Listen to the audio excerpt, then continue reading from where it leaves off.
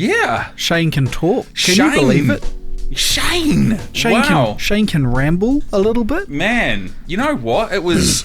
so I'd been trying to get Shane Evans on the podcast for a little while. Like when... I think even right back when you and I were first starting this, he was kind of one of the people I wanted to try and get early on, because it was like, well, I know him, and then, you know, there was Mike... Boda as well, and just trying to get on some people that I knew, like Wendy Cunliffe. Yeah. So at least that way it would be one of those situations where it would be comfortable for me to interview people that I kind of already knew, and you kind of have that back and forth.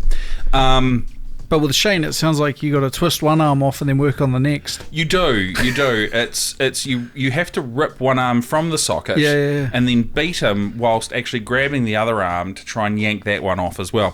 Fair enough. But it's very technical. It was almost a Brazilian jiu-jitsu background. It was, and a very hot background, especially if it's Brazilian. Holy! How are you, Andrew? Yeah, I'm alright. I'm not too bad. I got back late from my my drive up to Kairaya today. From the job, yeah.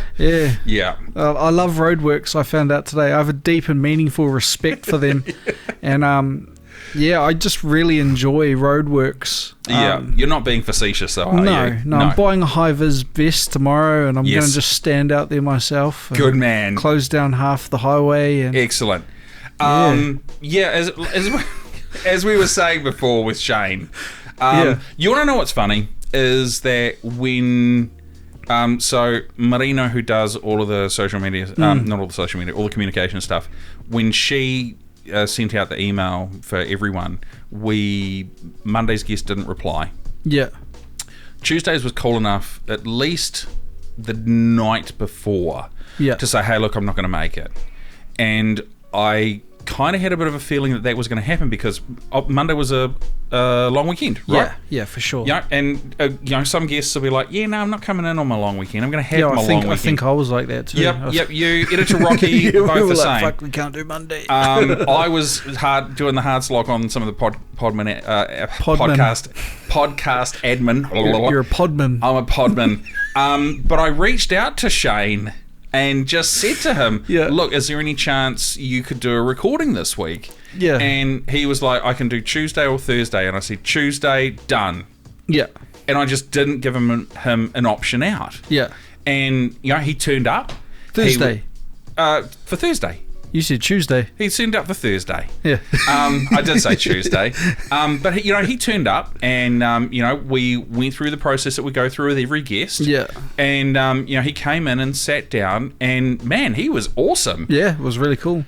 He was so cool. And, I think like a lot of guests, we film in sections. Yeah. First section... a little bit uncomfortable, and then gradually just kind of got more into the mood later on, which was great. I think towards the end there was more laughter and inappropriate jokes and humour than there was stuff, and it was great because with some guests you can get that back and forth going as well, which was nice.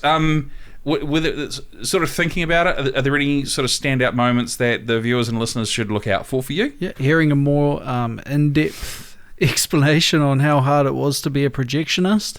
Yes. Before the digital era. I'm surprised because how long ago did he say that was? He was working in Kerry doing He was in Kerry doing that for like a number of years. He said he started off working part-time for a couple of years. Yeah. Then so moved into full-time. It must have been like 10 years ago or so, right? Yeah, that sounds about right. So like it took the film industry ages to catch up to like the digital era. I thought they would have been doing the hard drive thing back then, but nah, not at all. Obviously not. That's crazy. Not at all. And it was just interesting to hear him talking about how you'd start off with like films that would have like these huge cans of film, and then how you'd have to splice them together, and how the weather could affect. Yeah, that's crazy. That's what I mean. The wind and the rain coming in wrong and blowing out. You're basically putting up with like 1900s era problems. And it was so funny as he's talking about it. I was like, I could picture, here's a candle. Yeah. And we're going to show some film, and let's no one move, for the candle does not blow out. The Elton John song. I know. That's it. Hold Me Closer, Tony Danza. But it was not the one you were thinking of. What were you thinking? Like a candle in the wind. That's a guys. Didn't he redo that for Diana? Princess Diana, yes. Yeah. But I actually just wanted to hear you sing, so thank you. You're welcome. Any time. I know. You know what we should do is one of these podcasts when we're doing an intro and outro, we should get you to sing the dialogue. I think that would be like Elvis used to do in all his movies. 300 likes and I'll do it. Yeah. Ooh. There you go. On any podcast. 300 now. Any format, right? Yeah, but on one of the only one of the formats. Yeah. There's a challenge. You can't put them all together for a cumulative total. No, none of that shit. That's too easy. Oh, man. You know what? Ladies and gentlemen, let us sit down and have an amazing conversation with illustrator Shane Evans.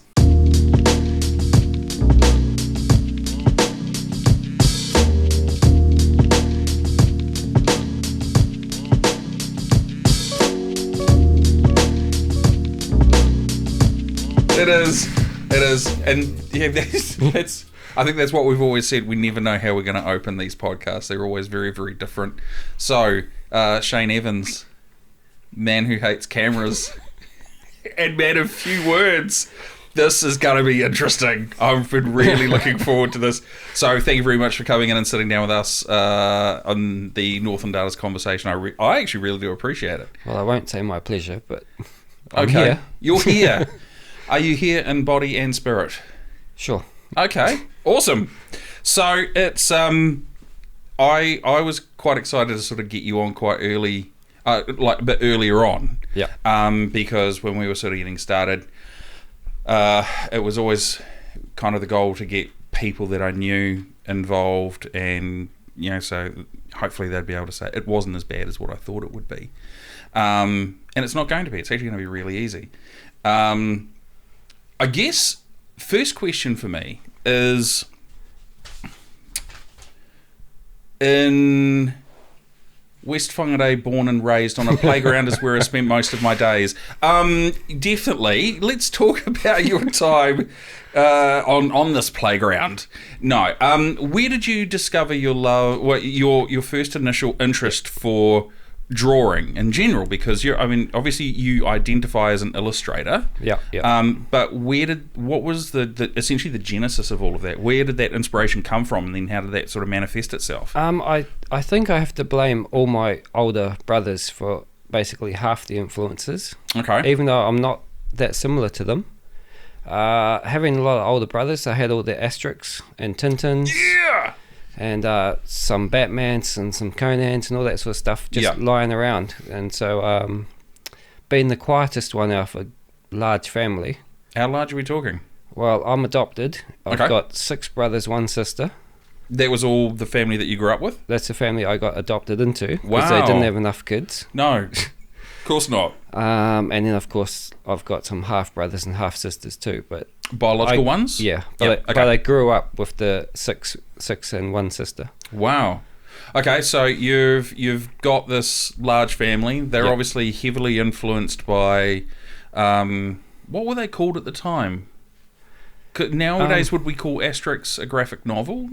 I think they just considered them books back then. They were, because they weren't kids' books, maybe even. Cause they weren't comic books, because comic books were the ones that you'd find at your local dairy and stuff like that. You'd still say like the Phantom in 2000 AD was a comic book. Yep, Judge Dredd and all that sort of stuff. But these were like, because I was a huge Asterix fan growing up and had an exhaustive collection. Yeah. I even got the omnibuses. Yeah. They're great value. But they were like an actual soft covered book. Yeah. But we didn't call them comics. Yeah, I think they would have just been in the kids section. But yeah. Encouraging kids to read by having pictures with it. Yep. And of course, being the quiet one in a large group, I just, whenever I was getting annoyed or something, I'd sit down and start drawing things I liked. Like, I didn't try and be an illustrator. Yeah. I was just entertaining myself. Because it's a very, because drawing's quite a solo, insular thing, right? You don't sit down with a group of other illustrators, get on the chop and go, let's draw some shit. which is nice. You can do. You don't do it very often. No. It's mainly solo, and it's usually quite relaxing. Yeah. Unless you've got a deadline or a project that has to look a certain way. But if you're doing keeps getting changed often. Yes. Yeah. That's my favourite. That is. Yeah. So you're copying. Was it just primarily Asterix and Tintin? Now I say copying, but it was copying. It was. Did you put the piece of paper on the book and then trace, or did you just draw freehand? I tried to draw it out of my head. Wow. Occasionally I would trace stuff, but we didn't have tracing paper and baking paper or anything. I'd just draw in whatever I had. So I'd try and draw it myself, try and figure it out. Yeah. And because my brothers are all quite a bit older, it didn't stay off Asterix and Tintin. I mean, 2000 AD. They had some nice violent comics when I was a kid, so I was like, yes. How old are we talking? I think I can remember back to being like 6 or 7. And looking at 2000 AD and stuff. Because 2000 AD, Judge Dredd, they're all like internationally renowned series that are very hyper-violent. For the day they were, yeah. It was like Judge Dredd was basically Dirty Harry in the future. Yeah, so that's a good way to put it. Yeah, definitely. So you start off on Asterix and then sort of slowly get introduced. Well, not slowly. You get quite quickly introduced to 2000 AD. Yeah, but I was going backwards and forwards. I mean, being a kid, I still loved Asterix, all the bad jokes and the cartoon style and bright colours. Yep. The chief vital statistics. Yeah. It wasn't. Yeah, years later, I understood what those names were. The Druid, Getafix. Pretty sure that's a drug dealer, but he gave you a magic potion that made you super strong and run around. I think they call that meth nowadays. Steroids. Oh yeah, that too. That too. So that's sort of your primary school years. Yeah. And then we move into intermediate. Do you start... Obviously, your brother's been quite a bit older. Have they left home and they've gone out? They've all gone? I think most of them had left by the time I was like 12, yeah. Okay. So you're discovering your own comics at this point. And who are you sort of looking at? It's got to be some of the Conan artists, like Buscema, if I'm saying that right. John Buscema. Yeah. To be honest, back then there was only a few artists I probably knew off the top of my head. So it would have been a couple of the 2000 AD guys that were regulars. Yeah. I didn't really start remembering the names until like in the 90s when I was like 18, and actually going out and buying them. Oh, okay. Yeah. When you're buying the comics, you need to know what you're buying. So yeah. But as a kid, I was like, just if it looked good, I was going to copy it or read it or both. And I mean, sometimes some of the comics I had looked great, but geez, the stories were shocking, Yeah, okay. When you get a combo of a good story and good artwork, it's not that actually common anymore. So, because how long have you been into comics now? Since I could read. So, 30 odd years? I'm a bit older than that, yeah. I'm being generous. 40 years? Yeah. Okay. And you're obviously still drawing, and are you starting to explore your own characters now, or are you still sort of copying? I've been doing my own characters for years. I've got about 40 sketchbooks worth of characters and stuff, but... sorry, I mean back in intermediate and high school. Yeah, back there, yeah. Back there. Yeah, I was always making up my own things, but usually I'd be influenced by whatever cool movie was out at the time, or whatever I'd just read, and I'd just do my own version of it, like most creators, I think. Yeah. If you watch a movie and think that's fantastic, you think, how could I do it my way? Yeah, absolutely. Yeah. Yep. I mean, I tried to do more fine art stuff and that too when I was in high school, but then I realised I couldn't stand doing that stuff. What's the name of that fine art school? No, is it Elam? No, Elam for you? No, I watched one of your previous interviews with the illustrator, Aki? Yeah. That's our very first podcast. And the way she talked about Elam, I am very glad I did not apply. Because I wanted tutors to show me some actual tricks and techniques, not to say, do your own thing, be an artist. I'm like, no, you're here to teach me something. Yeah. So you're obviously sort of progressing along quite nicely. Yeah. Starting to... when do you sort of start leaning more towards developing your own style? When do you stop relying so much on the movies and other comics you're seeing and sort of start finding essentially your own voice? That's probably not until I was in Polytech, probably. Oh, North Tech? Yeah. Wow, okay. How long ago was North Tech? I was there in the 90s. So let's say just 3 decades ago. Yeah. Okay. Yeah, I'm terrible with dates and things like that. That's I all right. remember events and faces, not names and dates. So. Okay. So that would have been late teens, early 20s type stuff? I think I went when I was 18, 19. Okay. So you kind of left school... Yeah, I didn't have much of a break from school. Right, okay. So schooling kind of just carried on. Yeah. How did you do at school? I did really well up until 5th form. And then what happened? Beer and girls. Right. So it was funny. It was like that for me too. I was exceptional up until 5th form, and then I discovered bunking. Yeah. And getting away with it. When you've got a friend called Greg, who I has have a brother called Greg, who has a batch out at Partau North, yeah, and his parents don't care when you go out there and use it, you quite often are sick on Thursday and Friday. and hungover on Friday and Saturday. Pretty much, yes. Yeah. Oh, God. All right. So, did you graduate school? Yeah, I passed everything. Okay. Which was amazing because I didn't study for anything. I was like science. My science teacher hated me because I was getting, for the test throughout the year, I was getting about 25%, 20%, 25. Wow. Came to the 5th form. This is 5th form back School then. C, right? Yeah, Yep. School C. Yeah. So I thought, I'm definitely not studying for science. I'm going to fail miserably. Yeah. I got 65. Well, because 45 was the pass, wasn't it? Yeah. I got almost a merit. Wow. Holy shit. And my science teacher had some words with me after that. So It's luck. it was luck. They just asked the right things. Yeah. That's funny. And then, so you go from high school where you pass. Yep. Gap year, or pretty much just like straight into it? I think it was only about 6 months or so before I went to... I did a few odd jobs. Yeah. And found out a few things I didn't like. Okay, such as? Pumpkin picking. Oh. Not good for a tall, skinny guy. No. Fruit picking up high, that was good. That was fine. Yeah. Yep. I just discovered I didn't like a lot of manual labour jobs. Right, okay.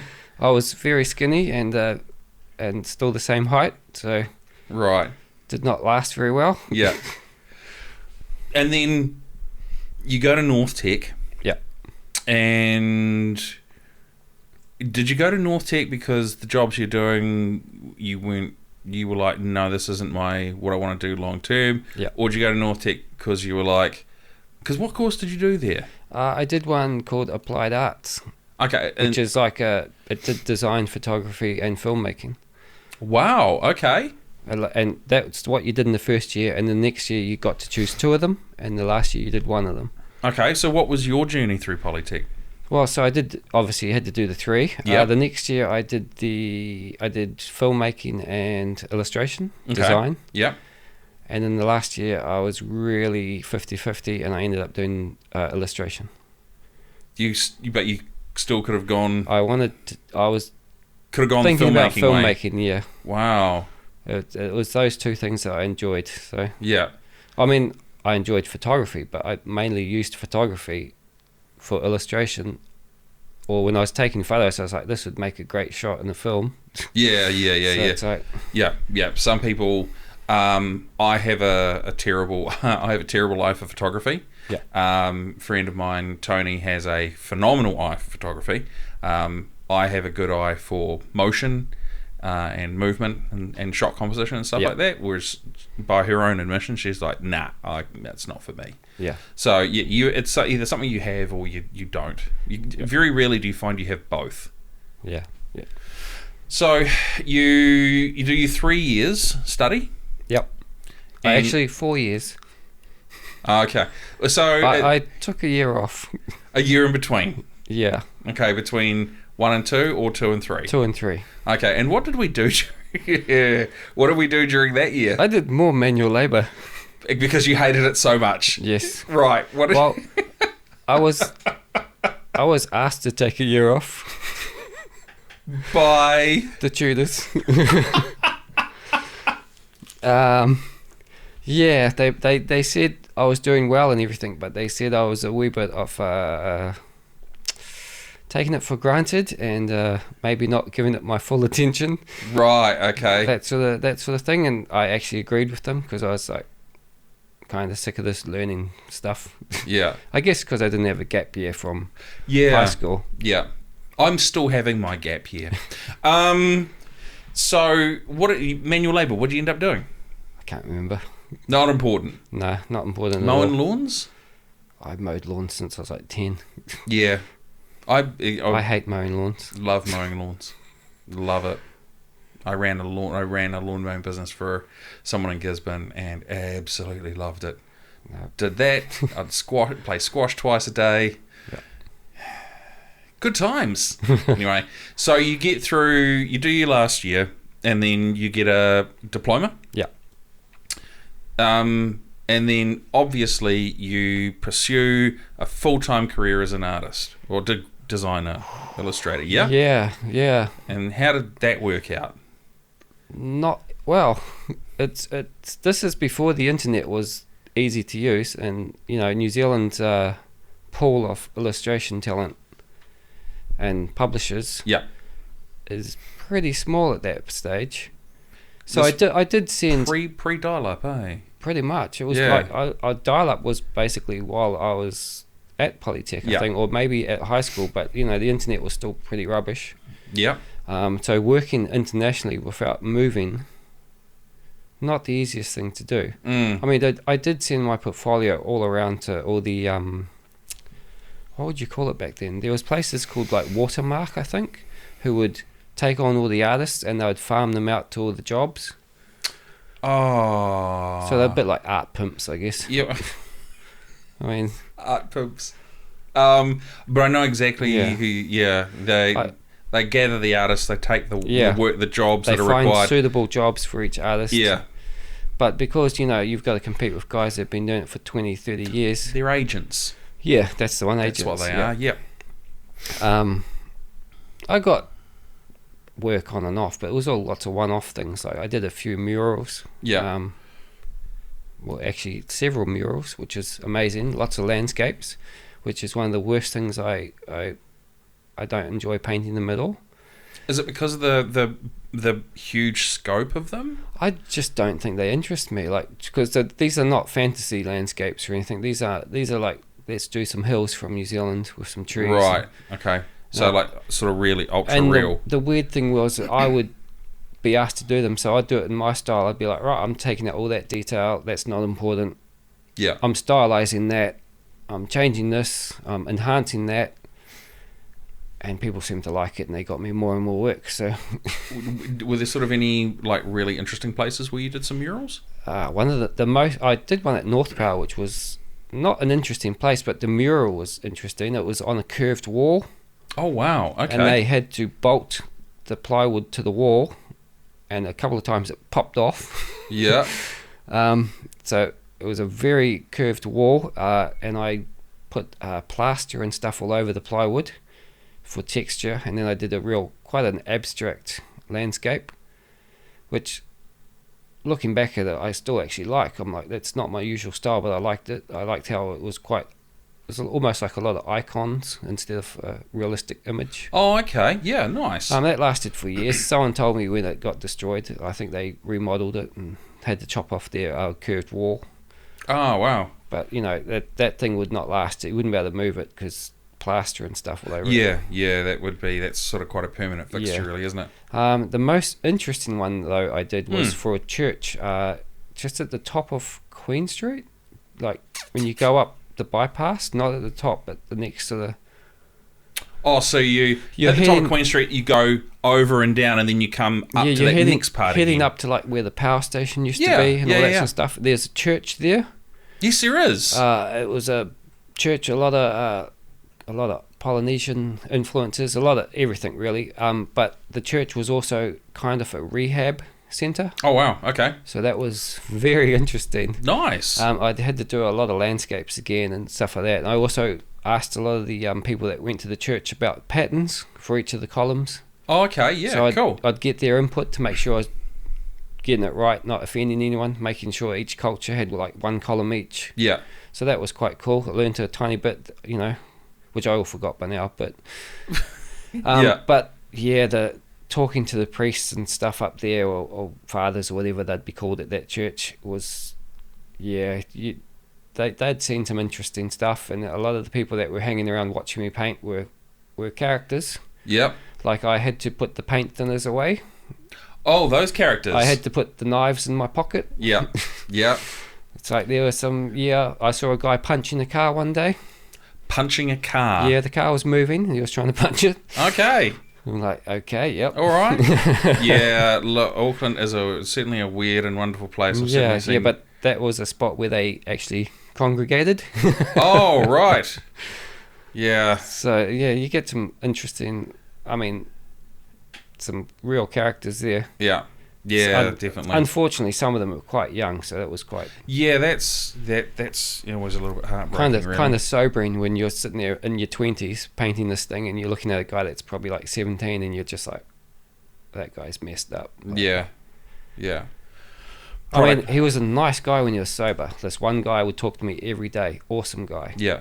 But a couple of days when he showed up, like, glue and stuff there. Oh, yeah. Nasty. Yeah. Nasty character when he was like that. Just from huffing, right? Yeah. Yeah, that sort of stuff is... Yeah, that's really hard to watch. Yeah. It's really hard to see that sort of stuff, but yeah. That's tough. So that was... So you're now... Oh, okay, so obviously you're living in Auckland at this point. Yeah. Right, so you'd moved from... What made the move? Work. Trying to find work. Yeah. So you're obviously going where the work is, right? Yeah, looking for work. Illustration work before the internet. Yeah. And all the agents are in Auckland. Yep. Yeah. And Christchurch and Wellington. Yeah. I even had relatives that worked at one of the agents. Oh, so okay. they were trying their best, but unfortunately I was competing with like that. Those guys had some fantastic illustrators at that point. Yeah. Like I'd look at their work and go, geez, maybe I'll be there in 10 years. Right, yeah. So... And they've obviously been doing it for quite a bit longer as well. And the other thing is, like, if you're a professional and you've got a reputation that you deliver on time... Yep. Well, you're going to take a risk on the new guy? Yeah. Was it on time and under budget? Yeah. You do that, and then 9 times out of 10... I got jobs when I was under budget. There you go. That's always good. Yeah. That's good. How long were you in Auckland for? Ended up being in Auckland for probably... terrible with dates, maybe 15 years. Wow, okay. So I ended up getting design work, not illustration work. What's the difference? Well, InDesign, Photoshop, not really doing illustration, but putting people's ads together. Right, okay. Yeah. So was your job at the time very much working with clients and then designing... the one I bringing got, their vision together, or were you taking pre-existing ideas and kind of... I was an in-house designer. I worked for an automotive company that imported car waxes and car paints and airbrushes and stuff like that. So I was doing basically all their press releases and ads. Oh, okay. So marketing department stuff. Yeah, basically I was the marketing department. It was just direct to the owners. Yeah. That was it. Put my 50 cents in here and there. Make them believe it was their idea. That worked. Yeah. Is it sort of anyone that's known? They're still going, but I don't know if people know them. It's a place called Smith's Group, GPI. They're still going. You'd have to know car stuff to probably know them. Yeah, I'd imagine so. There's some people out there that listen to the podcast that probably know. So I was doing a lot of ads for car magazines and shows and stuff like Big Boys Toys and foreign rotaries and stuff that they'd go to, selling their wares. Yeah. So did you ever get an opportunity to do any like painting on cars or anything like that? Yeah, I did, because we were selling airbrushes and stencils and that. Nice. And being in the marketing department or the marketing department, I had to go down and watch the guys do some classes and courses and teach people. Yeah. And they're like, well, the best way to write about it or to say it is to do it yourself. Yeah. And so being able to get hold of a free airbrush and free car paint and free stencils, it's quite easy to start learning it. You're also essentially still exercising that same muscle though, right? That creative muscle. Yeah. Yeah, well, the design work's not always that creative, but luckily they did have that side of things, and you get to put some input in. And because we did so many car shows and we tried to sell airbrushes and that a lot, I ended up kind of becoming the demo guy for a lot of car shows. Oh, wow. Which is quite funny, because sometimes you sit there and you paint the most ridiculous, like simple, terrible thing, and people are like, ooh, that's great. And you're like, I was just cleaning the airbrush. It's like, cool, yep. Nice. So yeah. So you're in Auckland. You've been there for 15 years. Who are some of the artists that inspire you? Because I mean, so obviously you and I are acquainted. Yeah. I won't say friends. Brutal. No Christmas present for you. I'm off the Christmas. I had a skateboard list. with your name on it. You did. I did. I was Pop looking. and stuff skateboard. You bastard. I was looking for the DVD too, but I think I got rid of it. And you and I have got some sort of have some artists that we're both really interested in. I've been a huge fan of Dave McKean. Love Dave McKean. Yeah. But who are some of the others that you sort of have looked at and gone? Oh, there's hundreds, but I mean, off the top of my head, like Frazetta. God, the grandfather of fantasy art, Frank Frazetta. Oh wow, okay. Simon Bisley. Yep. Basically, because of 2000 AD. Yes. Yep. Slain and Judge Dredd comics. Mm-hmm. McKean, Magnolia, however you say it. Mike Mignola. That's the one. Yep. Hellboy. Yes. Guillermo del Toro. Yeah. There's a few new ones I'm quite liking at the moment, like Eric Powell, who does The Goon. The Goon. And he did a fantastic comic called, what is it? It's about Eddie Gain. Who's Eddie Gain? Ed Gain? Ed Gain, right. Ed Gein, yeah. Right. Influence for Psycho and Leatherface and the guy from Silence of the Lambs. Yep. Also a man that knew how to craft things out of... good with his hands. Objects that he had. Great at making lampshades. Didn't waste anything. No, very good at sewing and stitching up outfits that he could wear. Yep. Very talented guy. No issues. Loved his mum. Yeah, definitely loved his mum a lot. And he was just... This is going to devolve where we're going to need to cut to the wide shot on this one for so much. It's a great comic. You've got to read. And who did that? That was... Eric Powell and another writer. Eric Powell. Eric Powell is a writer and illustrator, mainly illustrator. Yeah. He's one of the newer ones that I like. He's great. There's a guy called Andrew McLean. He does one called Head Lopper. Okay. Very fun comic. It's kind of a very cartoony Conan type thing. Right. Exactly like what you expect with that title. With the title? Yeah. Head Lopper? Yep. So... cheesy, over the top, very cartoony drawing, but it's great. It stands out, Neil Gaiman? Well, I don't actually like his writing that much. Okay. I like Neil Gaiman when he's with Dave McKean. Yes. Well, now they did quite a famous series, didn't they? Yeah. Which was... Well, did they do Sandman? Dave McKean did most of the covers for Sandman. Just the covers? Some interior stuff, I think, but I didn't read a lot of Sandman because it was... To me, that was... I'm more of a hard sci-fi than sort of the fantasy. Well, I don't even know if it's fantasy. It's very deep and philosophical. Yeah. It's a lot of things about life and death and balance, and I'm more of the white trash type comics. Right. So that's another great artist, Martin Emond, the late Martin Emond. So he was a white trash comic? He did a comic called White Trash, Martin Emond. Wow. He was a New Zealand illustrator. He was fantastic. Wow. Passed away. Oh wow. Very young. It's quite eclectic, your mix. For me, Dave McKean, how I discovered him was he did like a whole lot of musicians' album covers. Yeah, he's an award-winning jazz musician. What? He's an overachiever. And he also directed the film Mirror Mask. Yeah, and he's also won lots of illustration awards. But a jazz musician. Yeah. Wow. It's the type of guy you want to slap sometimes. Yeah, it's like, can you not be good at one thing, please? Yeah. It's like when you read his credits, it's like, jeez, just yeah. Don't take all the jobs. No. Sounds very much like Robert Rodriguez. Yeah. Well, different tastes. Different, it's a very different style. Although Robert Rodriguez did do Sin City, so we got to, him and Frank Miller, we got to give them some credit. Those were good films. Yeah, like very very good for what people were expecting nothing from it. Oh yeah, so you've obviously got these wide influences still in Auckland. Yeah. At one point you were a cinema projectionist. That was after Auckland. So you're back in Whangarei? No, I had kids in Auckland, and I thought Auckland was not the best place for raising kids. It's great if you've got money. Yes. Because everything costs. Like even going to the beach, you have to pay for parking. Yes. I mean, let's go to the beach. $20. Yeah.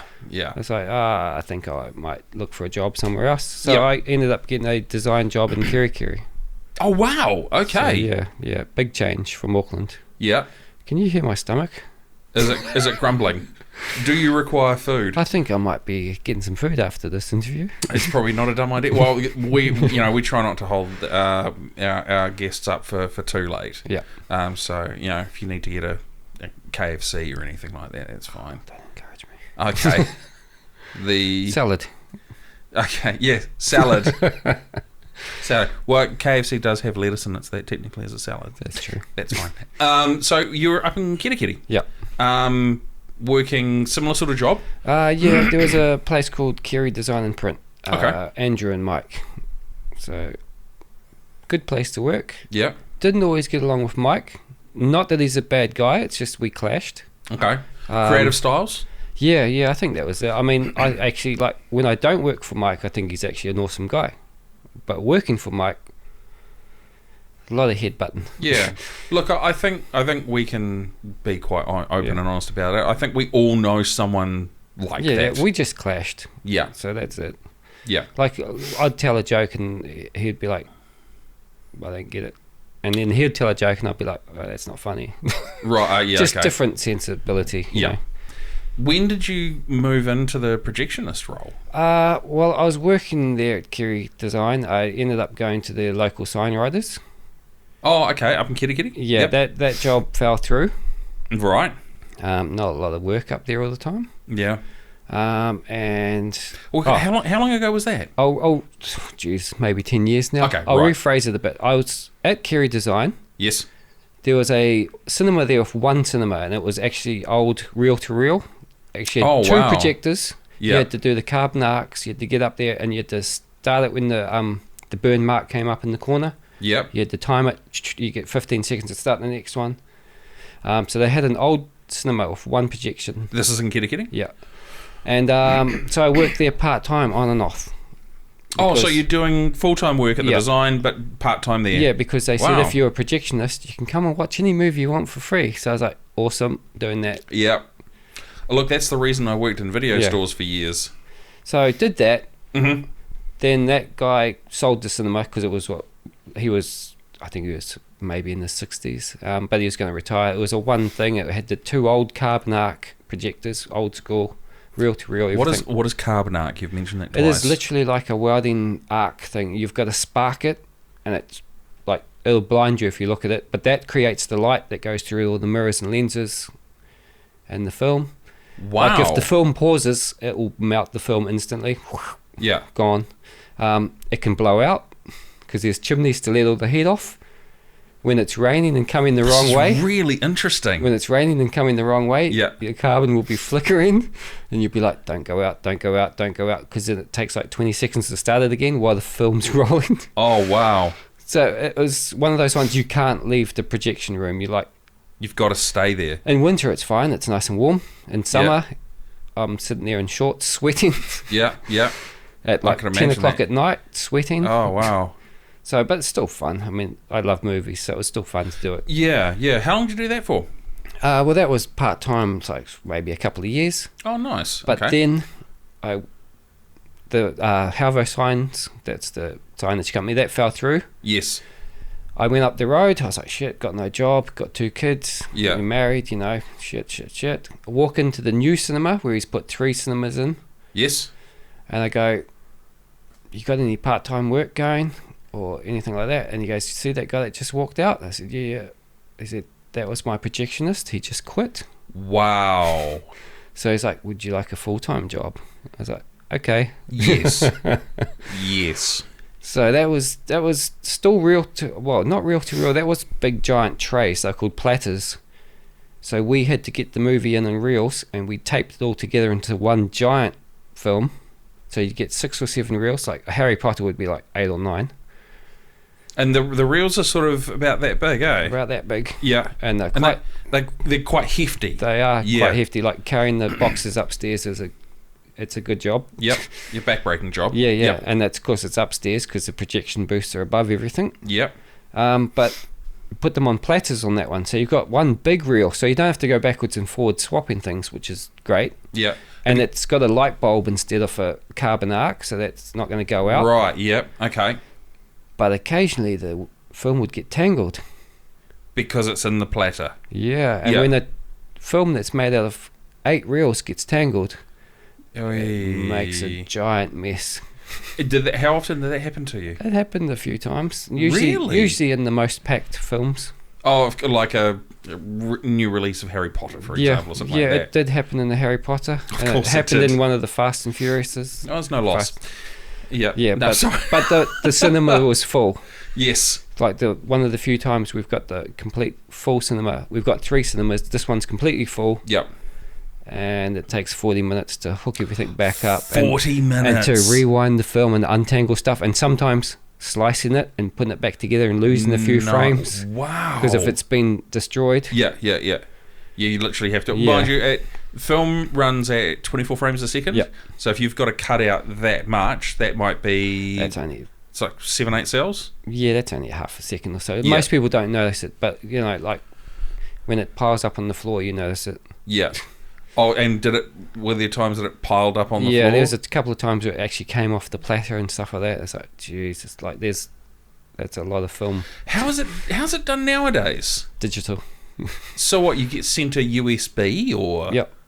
What? Not a USB, but a big. Well, when I was there, it might have changed now, but we'd be sent basically a hard drive, but it's encoded. Yeah.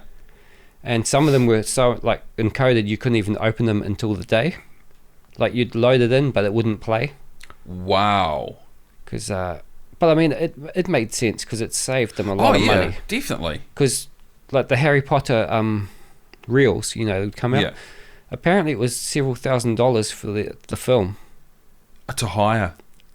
To make the film, several $1,000s, and they're sending it to every single cinema the same week. Oh, wow. So they spend like $200,000 before the movie comes out. Yeah, if they've got like a 3,000 cinema release and each of them's $2,000, that's what? It's like 60. There's all your money gone. $600,000. Yeah. Jesus. So like digital, they send the drive up and down the country, and everyone loads it. You can't watch it until the day. Wow. So that's what we were doing at the last stages. So it got a lot easier. Yeah. No more hot cinemas. Not as rooms. much fun, actually. It was got a bit boring. Programming stuff. You just tell it when to start and put ads in the order and insert things and tell it when to dim the lights and. So it's all automated. Yeah. Wow. So far out. Okay. Good setup. Yeah. So I guess as someone who like a lot of people, I used to go to the cinema a lot, but then with the advent of streaming and those sorts of things, the cinema viewing numbers have kind of diminished for me over time. I think the last one I saw was Thor: Love and Thunder.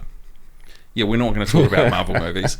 But I guess for me, I was still under the impression that, yes, it would all be digital, and you'd have someone that would have essentially like an external hard drive or a cartridge that they'd slot into the machine, but there'd still be someone up there going, okay, cool, so the ads are playing, we're going to dim the lights, we're going to open up the curtains a little bit more. Normally you would, because even when it's programmed, sometimes things will skip. Yeah, things will go wrong. Or the lights won't dim, or the volume will go up. It's like, what? Are you trying to deafen everyone, turn it down? Yeah. There's always just glitches. Okay. So you'd normally wait until the movie's going for like 2 minutes and you'd go to the next one. So essentially you could have one person kind of doing like 2 or 3 cinemas? I was walking through 3 at the same time. Wow, okay. And they're all spaced like 10 or 15 minutes apart. So you get to see the trailers, make sure they're going. Yeah. You get to see the movie start, all the lights come down, all the curtains close and stuff. Yeah. And it's like, yep, it's going, go to the next one. Wow. So a lot easier than, you'd have to have 3 projectionists if it was the old way. Yeah. Yeah, which is obviously 3 times the wage budget, right? Okay. Far out. And how long in total would you say you did I did that for several years. So nice. It was a nice job, actually. The owner up there is great. Yeah. Nice guy. Fun job. Watch all the movies you want. A great job. And some of the movies I'd get to watch beforehand, because some of them, the smaller ones, they didn't have locks on them and stuff, so I could go into an empty cinema and watch it before everyone else to make sure it worked and stuff. Yeah. Quality control, right? Well, yeah, and also just watching all the weird ones that I wanted to watch. In video stores, what would happen is that you'd get a whole lot of like time codes. Yeah. And you could watch them in advance, and they'd have like a little time code bar at the bottom. Yeah. But you could also work out whether or not you wanted to, like, how many of that particular film you wanted to order, if you wanted to order anything like that.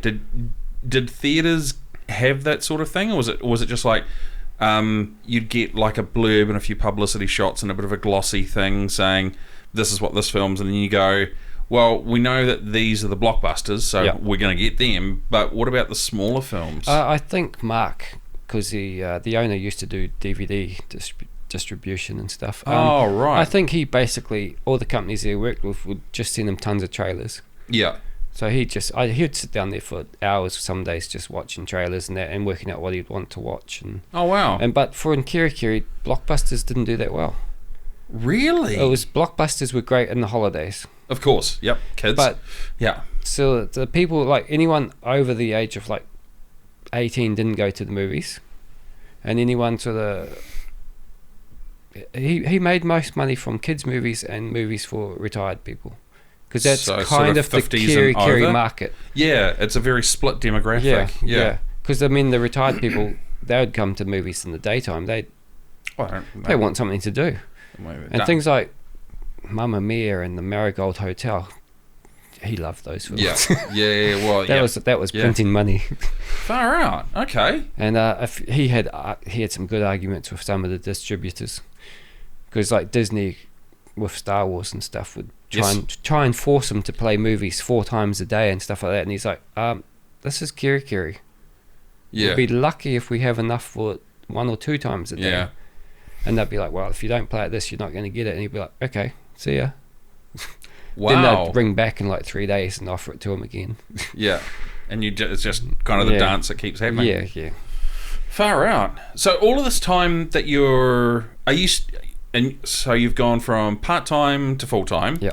Where's your drawing and illustrating at this point? Is it still going? Has it like dwindled off a little bit? It's dwindled off a bit. I'm still doing it for myself. I've met a few people up in Kirikiri. There's quite a few artistic people up there. Yes, there are. But a lot of it is sort of fine art sort of stuff. So not really a lot of illustration type things. Yeah.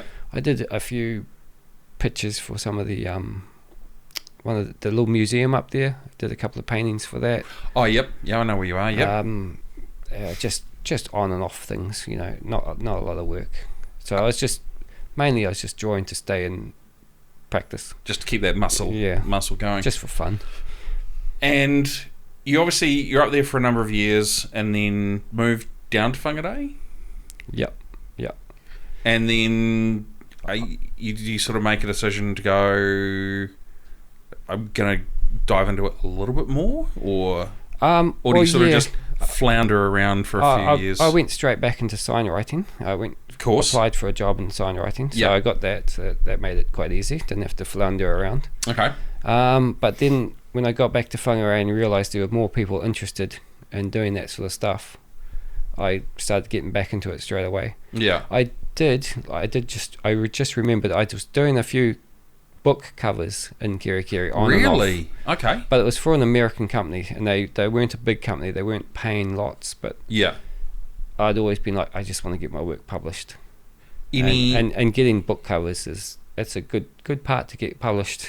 It is, and obviously our very first guest, Aki, was an illustrator of the Billy B. Brown series. Yeah, which I saw straight after I saw your podcast. I actually walked into a bookshop and saw tons of them. Really? So I'd never heard of it until then. Yeah, and then all of a sudden it's like, oh, it's everywhere. Yeah. It's often how it happens. Crazy. And you're down here, you're doing the sign writing thing again. Yep. Pretty happy. Yeah. Are you still just exercising the muscle, or are you sort of going, I'm going to start up and have another run out of this? Well, I ran into one of my old tutors, Richard Cranenborough. Yes. And he was doing art shows and art exhibitions and selling stuff and everything. So I got straight back into it quite quickly. Yeah. Like he does a lot of fine art sort of stuff and ceramics and everything, but he's still he loves illustration too. Yeah. So he still promotes that side too. So I was doing work on and off for him while doing some more covers. Oh wow. So just little bits here and there. Do you still do covers?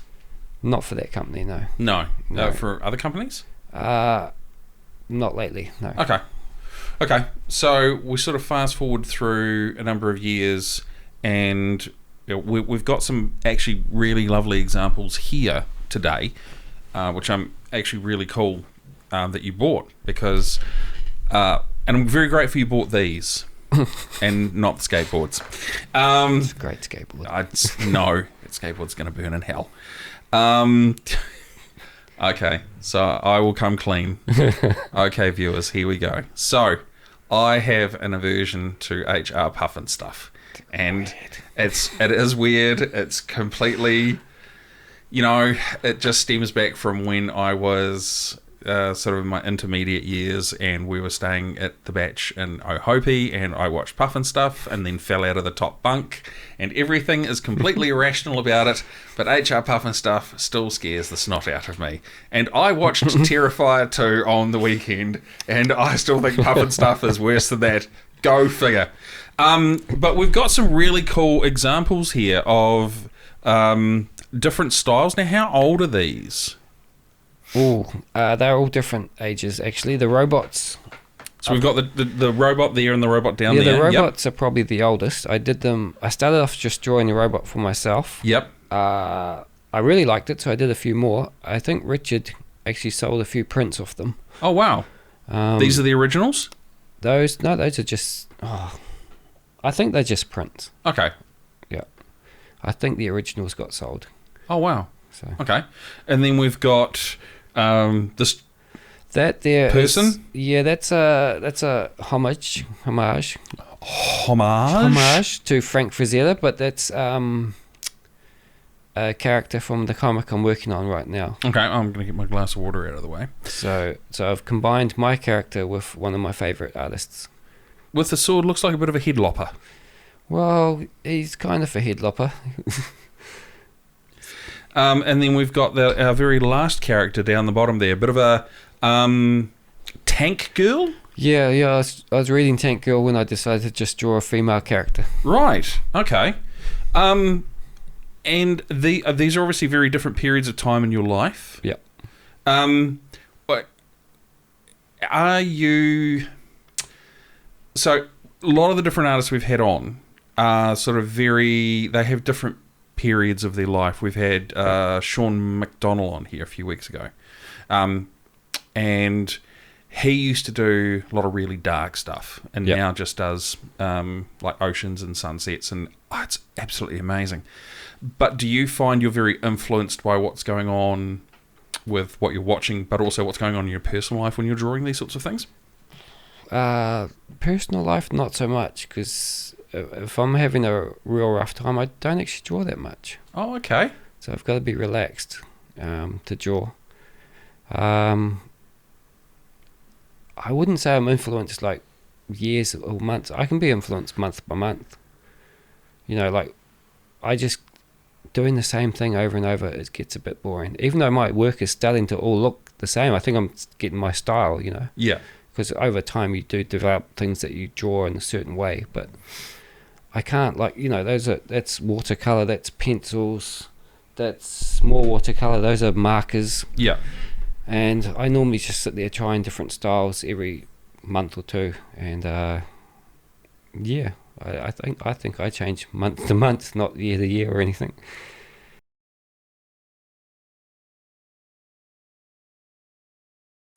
Northland Artists Conversation proudly supports 1737.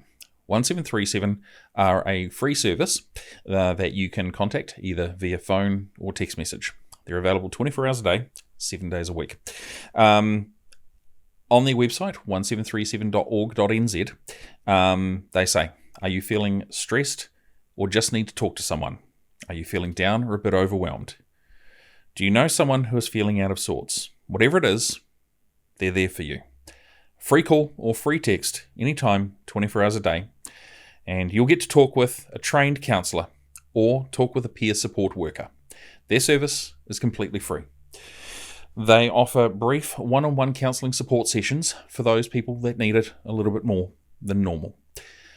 Please do not be afraid to reach out if you need support or if you know someone else that needs support as well. 1737 are a fantastic service, and we here at the Northland Artists Conversation are very, very proud to support what they do. 1737, free text or free call.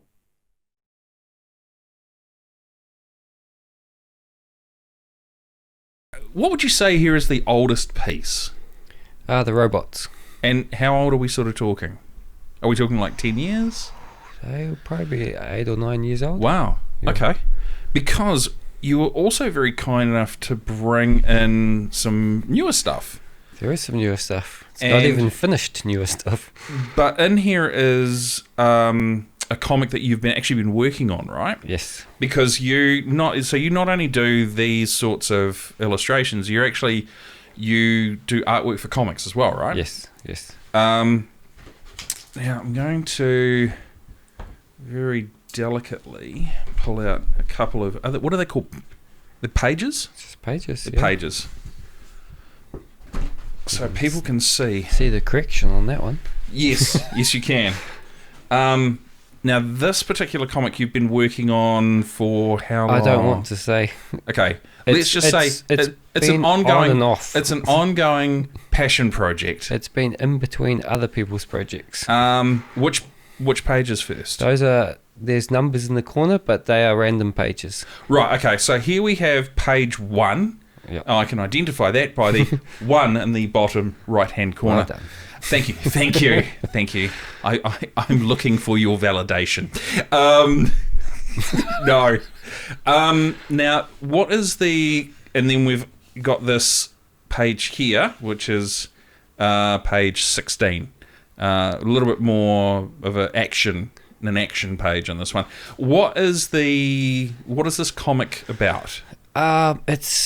It's kind of a Mad Max world. Yep. The story is quite simple. It's just a guy trying to survive, really, and at one point rescue his girlfriend. It's not a deep, meaningful story. It's one I was. They don't have to be making though, up do they? For fun. Yeah. Yeah. It does have a twist in it, though. It starts off one way and it twists about somewhere in the middle. Okay. So, like from Dusk Till Dawn type twist, or it's pretty close, actually. Okay. For those of you that have watched Dusk Till Dawn, you'll understand the reference. For those of you that haven't watched Dusk Till Dawn, it's one of Quentin Tarantino's more interesting films. Yes, it is. I'll put that politely. I think it's Rodriguez, isn't it? Directed. Yeah. But I think Tarantino wrote it. He definitely acted in it. Yeah. And just goes to show how average he is as an actor. But that's okay. He's a great pervert. Yes. You know, I was a huge Tarantino fan for many years and still am in a lot of ways. Not for the pervert, but for the movies. I just want to clarify that part there. Not for the feet shots. No, not for the... No, definitely not for the... I love Tarantino. Footage. Yeah. Feet footage. So this for... Obviously, I have a little bit of an understanding, but that's only because I've been talking with you about it. So this page here is made up of panels, is that right? Yep. So this page here has 3 distinct panels. Yep. We've essentially got a wide establishing shot. Yep, just like a film, yep. Of our the two vehicles. We then have there's a mid shot? Yeah, that's about a mid shot, yeah. About a mid shot of... Now, is this the lead or the rear vehicle? It looks like the lead vehicle. That's the main character's vehicle. Okay, main character's vehicle. And then down the bottom here, we have the lead character himself in a nice, tight close-up, looking rather angry with a trucker hat. Yeah. Okay. As in the other picture there. As in this one. Oh, right. There we go. That's quite cool. Okay, and then sort of I'm going to put that down there very carefully. And then we have page 16. Now we've got 1, 2, 3, 4, 5, 6, 7, 8 panels. Is that right? Yep. Now each of these... So this is obviously a bit of an action scene where our protagonist meets a couple of not so nice people that are out to do him a bit of harm. Oh, well, he's breaking into their compound. Okay, so he's probably got it coming then. He's probably asking for it. Yeah, oh, well, he's Maybe trying not. to rescue someone. So. Okay, so so he's gone quite Taken on them. Yes. Very Liam Neeson from Taken with a trucker hat. Yep. And Magna. No, he doesn't. I'll put that on later. No, this is a non-politicised podcast. Thank you very kindly. We've done really well. This will be like episode... Well, it's in the apocalypse, so he's got to make it great again. Actually, it could be a MAGA hat. It could be Make Apocalypses Great Again. Yeah. Thank you very kindly. That covered quite nicely there. Just trying to get you out. Oh, no, thank you. But obviously he's...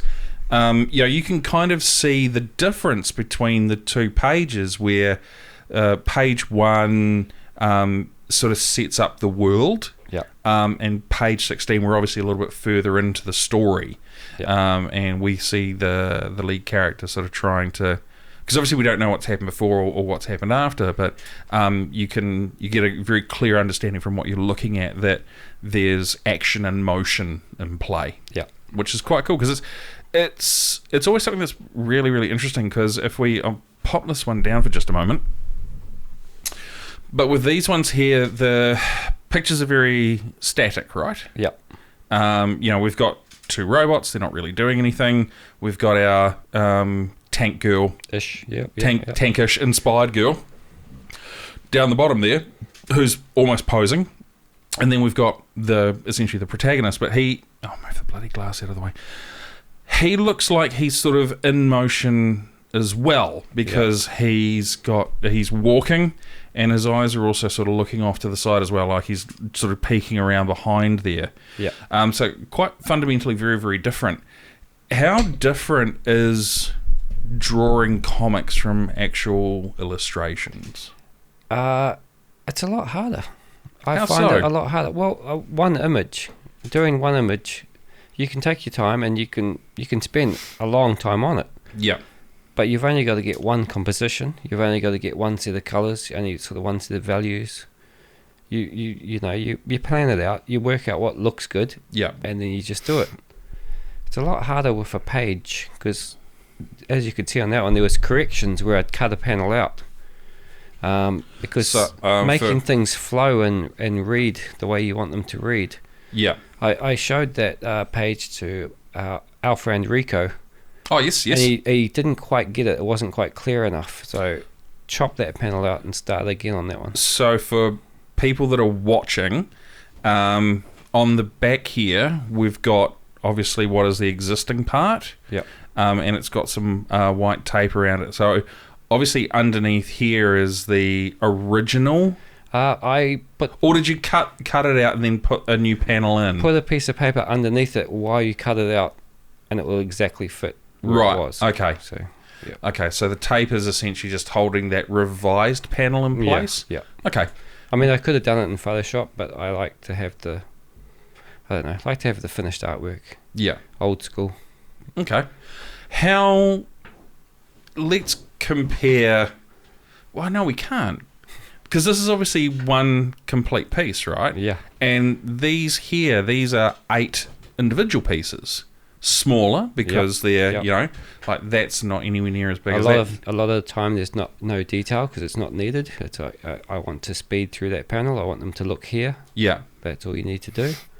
Leave some space for the text. I think like the comic book artists are actually underrated. I think it's a lot harder than to do one illustration. It's definitely very much a different discipline, right? Because with comics you have to tell an overarching story. It has to be clear. It has to actually make sense, and you actually have to understand what you're looking at.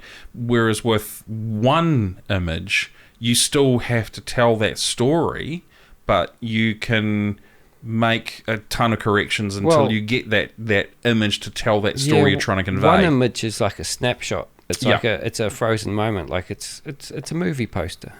You've got to create a feel. That's it. With a whole lot of panels, you've got to do this. You basically, it's not animation. It's not a movie, but it's as close as you can get with pictures. So I really do think comic book artists are quite underpaid compared to famous illustrators and stuff. Yeah. No, I've always been, even going back to Asterix and Tintin, and God, Garfield, Snoopy, Foot Rot Flats. I loved all of those, man. They were my jam. They're still trying to create motion and tell a story at the same time. So yeah, I actually 100% agree. I think, anyone that can do that and at such a high level, and then you have the Japanese artists. Oh, they're insane as well. That put out those big thick books. They're doing cartoon like stories a week. Yeah, some of those guys are working 14-hour days. They are insane. Yep, I'm good. we don't need that. No, but it is what it is. It's very impressive, and it's the discipline that's there, right? Because to sit down and produce a new story every week is, could you do it? No. If you didn't work and had, money wasn't an issue, could you actually do it? Well, that would be great. I'd love to be able to do that. So I think I would actually have a chance, because when I get going, I can actually do those pages quite quickly. Yeah. But getting going is the issue. Right. So it couldn't be a wake up on Monday, deliver product on Friday. Like I said, I was working on some other comics while doing that. Yeah. Working with Richard for art shows and the upcoming hospice auction, things like that. So between all of those things, I do pages every so often. When is the hospice auction? I should know this, but I don't. Is it in your... Hang on. It is coming up very soon. No, it's probably not written down there. It is like in the next week or so. Whatever day you bring this out in. Actually, here we go. Various exhibitions with Art Northland. That's actually all you've bloody put. That's because I do a lot. Oh, is that because you don't put any detail in your drawing, so you don't need to put any detail in your writing? That's right. Ah, there we go. I'm glad we could establish that. I don't write, I draw. You draw. Or you illustrate. That's right. That's right. Now, obviously, you've been doing something very, very cool with one of our former podcast guests, Mike Boter. Yes, Mikey B. Mikey B. What have you been doing with him? We did a couple... Well, we've done one, live drawings for his scary stories. Yep, because Mike wrote a book, didn't he? He wrote a horror book. Lots of short stories about horror. Yep. And by the time this podcast comes out, the second event will have happened, because that's happening on October the 29th, right? Yep. Just say yes. Yes, sure. Cool. Absolutely. Awesome. So you'll have done 2. And I've previously, before that, I would go to his kids' book. That's right. And I would help Animal kids. Family? Yeah, we'd sit there with the kids and get them to draw animals and sometimes imaginary animals and stuff like that, because it's just another book launch and trying to get kids to read and get into art. Yeah, and I think Mike's approach to like the PR and the promotion of his books actually quite inventive. Yeah. I need to learn some stuff from him. About PR? I'm not going to admit that. You didn't hear that, Mike. No, Michael Boter. You did not hear Shane Evans confessing that he needs to learn the art of self-promotion from you. But in saying that, you're here. Yeah, that's amazing, eh? It is. It really is. And I think that's why it's super cool. How much... When are you going to let my kids out?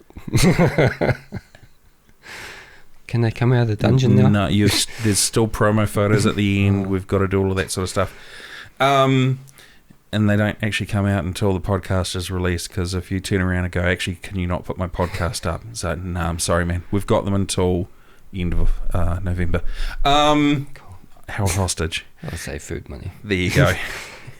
It's always a plus. Having worked in the cinemas, obviously a huge movie buff. Yep. Ask my son Max. Yeah. WWE fiend Max. No. Mad Max. Mad Max. One of my favourite movies. Yeah, of course. Well, which I watched when I was about 9. Wait, that's R18, right? No, it was actually banned for a while. It was banned. that was that time. I'd like to thank my brother Gary for that one. He had a very good taste in movies. You and one of our actually the guest, because we're recording this on the, what's the date today, team? 27th of October. And the podcast for one of the Northern horror creators, Aaron Kerdrops, today. I've met Michael before. Yes. Obviously, you and him both share a love of horror. Yeah. Top 5 horror films. 5? Yeah, go on. That can change by month too. Well, we are in the month of filming in the month of October for release in the month of November. Got to put Evil Dead in there. Original or remake? Original. Okay, because the remake was just really graphic. Yeah, it was, but still the original. Okay, so Evil Dead. Gotta have the stop motion. Well, they had stop motion in Army of Darkness. Yeah. The original one. Oh God, there's too many. Maybe one of the Return of the Living Dead. It's a fun zombie film with Tar Man, the 80s one. Is that part 2? No, there's a part 1 and a 2. The first one's got the Tar Man in it. Okay, yeah. It's got a very bleak ending. Yeah. It's great. Okay. That's 2. Maybe The Shining. One of the. Ooh. I mean, I love Jack Nicholson. Jack Nicholson? Crazy. Yeah, Jack Nichols. All work, no play. Jack Nicholson. I loved his character in that. He's great. Yeah. I can't believe that was a flop. That was. Wow. Yeah. That was amazing. What are your thoughts on Dr. Sleep then, which was the sequel that came out years later, or decades later? Oh, okay. It's going to be like that, is it? What was it? Okay. All right. So that's 3. I can't remember watching it. That's 3. Oh Jesus. No, he had Passion of the Christ. I wouldn't call that a horror. Maybe. It was violent. Maybe a more obscure one like Father's Day by Astron 6. It's very bleak. Okay. But it's got some very dark humour in it. Yep. The ending is amazing. Okay. I think for people watching or listening, amazing is a subjective term in the horror genre, right? You think it's going to build up to a happy ending. Right. No. It's not. Okay. Okay. It's a very dark ending, and yet it suits it perfectly. It's almost humour. It's so dark. It's like, wow. I will be watching this film later on. And number 5. Oh, number 5. Man, there's so many. Okay, I'm going to do a Kiwi one because I love it. It's fun. Deathgasm. Great film. Deathgasm is awesome. Great film. Some of the Kiwi jokes are fantastic. Absolutely hilarious. I convinced my flatmate to watch it a couple of weekends ago. Yeah. Metal soundtrack. Yeah. Based just outside of Hamilton. Full of bogans. Yeah. Apocalypse, end of the world type stuff. some very good scenes, some very Kiwi humour. Yes. I mean, it could have added some Peter Jacksons to that list, but... Yeah, wow. Interesting. I was watching a video on YouTube recently. Brain Dead has the scene that has the most amount of blood ever recorded on film. The most fake blood. 2,000 litres per, I want to say, minute. Yeah. Was used for the insane scene where Lionel straps the lawnmower to his chest and just walks backwards and forwards through his house. Yeah, see, it's insane. If people haven't seen it, number one, with that film, make sure you haven't eaten recently. Number two, make sure you actually have quite a strong gut anyway, because it is. And make sure you don't have any mother issues. That's also true. And no custard. Don't have custard. You'll understand the reference. I highly recommend checking out that film. That's obviously pre-Lord of the Rings and all that sort of stuff. On a completely side note, the Stuart Deviney, yes, the Kung Fu priest, yes, was at Northland Polytech No, that guy had one of the best lines in any horror film. So Stuart Deviney plays a priest, a very, very much a Kiwi priest. Yeah. And they've buried one of the... He's a greaser, right? Yeah, biker guy? bogan greaser, in the ground. Greaser, 50s greaser. And they bury him in the ground. Someone gets buried in the ground, and then the greasers come along and decide to urinate on the grave of this person because it's, defacing them. And a hand shoots up and grabs the groinal region of the urination character, and the Stuart Deviney priest jumps off, does a flip off a tombstone, and then comes up and does all of this amazing martial arts, and then busts out the coolest line ever, which is, I kick ass for the Lord. And it's almost said that exact same way as well. I love it to this day. Shane. That's like iconic Kiwi cinema. It is. It's absolute comedy gold. Shane, thank you so much for coming in. No problem. And sitting down and talking with us. It wasn't as painful as what you were thinking. It was pretty painful. It's pretty painless. Like a dentist. You got your word wrong. It's painless. We'll give you some Novocaine and you can be on your way. Sweet. But thank you very much for coming on the Northland Artists Conversation. Really appreciate it. Thank you. Wow. Man, that was a cool conversation with Shane. Indeed. He was, I've known Shane for 3-4 years now, and so much I learnt about him that I didn't really know, because Shane as a person is quite quiet. Did you know him before Plunge? Yes. Oh, okay. I did. I met him through Mike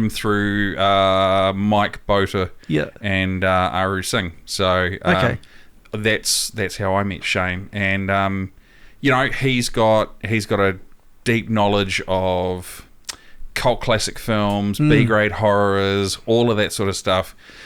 But it was interesting to learn about his background and where he came from, because I didn't really know a lot about him as a person. Like I liked his just his observation when he was doing art, like when he talked about painting for that church. Yeah. And how he just saw that guy and just the contrast and him, just how he kind of observes things is kind of fascinating to listen to. And he talks about being a 22-year-old and watching the 17-year-old who on a good day is super talky and super chatty and super fun, but then when he's gone through the aerosols of cans, just completely 180ing, and I think that's the sad thing, is that shows the sort of that can show some of the dangers of and kind of the irony of painting a church. Yeah, I know. And he had to talk about putting the spirits away and the knives and stuff. Having to just actually be mindful in that situation as well. It was really trippy. Yeah. Really heavy. Yeah. As well. But he doesn't... What I found interesting is, we cover a couple of heavy topics, but he doesn't make them... He doesn't weigh them down. No. Well, like when he brought up paint thinner, I remember when I was a trolley boy... Back in the day, we used to have to use it to get rid of graffiti, and I was like 14. I was young and dumb, and I put my nose next to it, and it nearly burnt my sinuses completely away. So Yeah, fuck that. Yeah. Like, I don't know how people get into aerosols and stuff. That just, is beyond me. People that do... I think the thing with that is, like, people that... And I'm not going to pass judgment on anyone because we're not going to do this. This isn't that sort of podcast. No. What I will say, though, is that when those sorts of things happen, there are other events that have happened in that person's life that they've never dealt with. That's definitely what it is. So, I'm going to throw this out there. If you or anyone in your family is going through a tough time, 1737 is a great service. It's free. We'll have a promo in the podcast as well, which you'll have also listened to or watched. But yeah, I think nowadays we're a lot more aware of mental health and stuff like that. So, I didn't even know Shane was married before. No. Crazy. And 2 kids. I knew about 1, but not 2. Because I've met Shane a handful of times, and I didn't really know much about him, apart from that he drew or was an illustrator of sorts. So, yeah, it was real cool to sit there and hear about his journey and kind of how he's talking about how he's only just coming into, like, his own style. I was like, far out, 20-something years. And exactly. He's in his 40s, and he's just figuring out his style now. Yeah, that's pretty cool, because, like, I'm always stressing with music about what my kind of niches, and I have no idea. It's and it's interesting, because I think of another podcast that's just come out recently, Tama Himara. Oh yeah. When he talks about sort of trying to figure out where he sits in his musical landscape as well. It's interesting that a lot of creatives sort of try a few different things in like an overarching discipline, and then they figure out, I'm kind of here in this discipline and I'm a bit here. Well, for me it's been like we did hip-hop for a number of years, and then the group that OBC kind of thinned out in terms of members, and it gave the few of us that were left that control to kind of just try something completely different. Yeah, definitely. And I didn't even really rap on the last album. I did a lot of hooks, stuff like that. So, like, it's just really cool to just to hear another person's story and their growth and how they are only just now finding their stuff. It made me stress a little bit less, like a little bit less hard on myself. So, that was cool. Yeah, speaking of finding yourself, where can people find the podcast? So, for visuals, you can find us on Facebook, YouTube, and Instagram. That's all under Northland Artists Conversation. For audio, you can find us on Spotify, Apple Podcasts, and Google Podcasts. It's all under Northland Artists Conversation. And if you're an artist like me, like Mark, like everyone that's been on here, and you think, hey, I want to give this a go, I want to come sit down and chew the fat for an hour or so, you can hit us up through email on hello@northlandartistsconversation.co.nz. So yeah, man, those are really cool. Bam, straight to me then. And as Andrew said, we do have a wide array where you can find podcasts, whether it be visual or audio. And obviously with YouTube, you can like, share, subscribe, and Instagram, you can give us a like or give us a love heart, whatever it is. But we also have Patreon as well, where you can give a little bit to the podcast to help us keep going. We have 2 tiers. So the first tier we have is Cup of Coffee, and that's $5 a month. The second tier we have is Coffee Addict, and that's $20 a month. Those values are in Australian, so it's not like $20 Kiwi. It's as close as I could get to the New Zealand dollar as possible. So there will always be fluctuations with the exchange rate and stuff. With Coffee Addict, though, I will say you do get some perks that you don't get in the $5 one. One of the things you can do is if you sign up, and we'll put, I will put, a little bit about some of the artists that are coming out and who we're going to interview. If there's a question that you want to ask an artist, there's actually a link in there that you can send a question to, and I will ask that guest, which is great. How you find that is you can go to www.patreon.co.nz/Northland Artists Conversation, or the easier way is go to Google, type in Patreon, that's Patreon, and then search there for Northland Artists Conversation, and you'll find us. We're there. We currently have 2 patrons at the moment, so a huge shout out to Lauren Roach, who is the OG Patreon supporter, thank you very much. And Michael Boter, who also decided that he thinks that what we do is really, really amazing and wanted to support us as well. So thanks very much, guys. On behalf of Northland Artists Conversation, we really do appreciate it. And, we look forward to putting out more quality content like we've been doing, because for me, it's about sitting down with people and talking with them. And by the time this episode comes out with Shane, that's episode 25. That's crazy. Episode 25. Yeah. And that's half a year. It is. It is. And wicked. I went back and I sort of had a look at everything and I was like, man, we've done a lot. We have.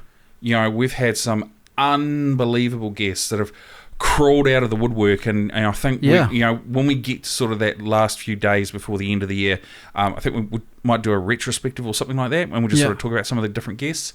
But man, we've had some amazing people. Yeah, we've had best-selling authors. Yep, we've had best-selling illustrators. That's what I was about to say. Yeah, illustrators. Man, it's just been crazy. Like up-and-coming artists. Yeah, it's just crazy to think. I was thinking about it when I was sitting there behind the scenes tonight. I was like, man, our first ever guest was sold nearly.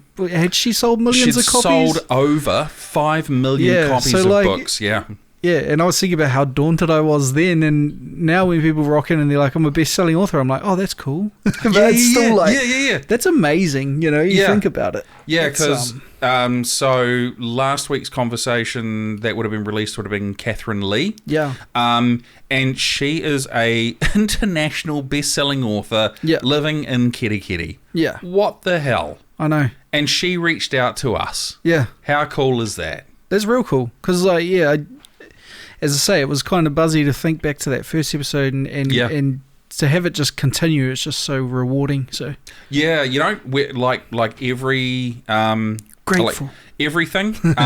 We've had some highs and lows. Yeah. But we've always delivered. We've always been I have always been super happy with the product that's come out. So from myself, I want to shout out to yourself, Editor Rocky. Marino, who does the communications, and Kat Tasker, who does our social media. All four of you are absolutely integral parts of the team, and the podcast sort of stumbles and falls without you guys and gals, and I appreciate you all very much. So yeah, all good. And shot for putting this together, Mark. Oh, dude, wouldn't be here without you, of course. It was something fun that you and I did. Yeah. Nearly 18 months ago at Plunge 2021, and here we are now. So it's been a hell of a journey, bro. Just a seed that's grown into this massive rako. It is. And it's been really cool to sit down and have these different corridors with different people. Hearty. Because man, we've met some really interesting characters. It's just and here's so cool. To more. Here's to roll on, man, roll on. We're gonna have a lot more. Yeah. I guess with on that high note, wide camera. My name is Mark Kelly, and I'm Andrew McKenzie. Thank you very much for listening and watching the Northland Artists Conversation, and we will see you guys real soon.